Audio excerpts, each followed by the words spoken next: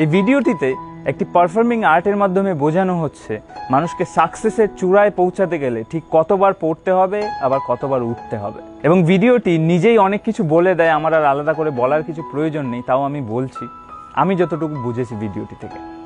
ভিডিওটিতে দেখতে পাচ্ছ একটা লোক একটা সিঁড়ি দিয়ে ওঠার চেষ্টা করছে এবং কয়েকটা ধাপ উঠেই উনি পড়ে যাচ্ছেন, আবার উঠছেন, আবার একটা ধাপ উঠে আবার পড়ে যাচ্ছেন, এবং আবার উঠছেন, ঠিক একইভাবে আবার কয়েকটা ধাপ উঠে বা একটা ধাপ উঠে আবার পড়ে যাচ্ছেন, এবং এইভাবে বারবার পড়তে থাকেন এবং উঠতে থাকেন, পড়তে থাকেন আবার উঠতে থাকেন, এবং পড়তে পড়তে উঠতে উঠতে উনি একটা সময় গিয়ে টপ যে সিঁড়িটা আছে সেটাই গিয়ে দাঁড়ালেন।